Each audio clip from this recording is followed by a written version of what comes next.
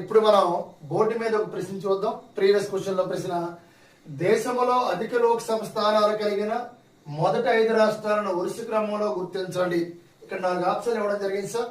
Option 1 Uttar Pradesh, Maharashtra, West Bengal, Tamil Nadu, Bihar. Option B Uttar Pradesh, Maharashtra, West Bengal, Bihar, Tamil Nadu.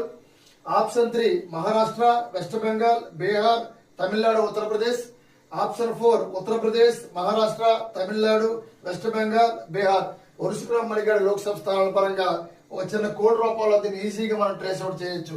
Code ఏంటి sir అంటే ఉమా ఉమా బేబీతో. ఉమా ఎవరితో సార్? బేబీతో.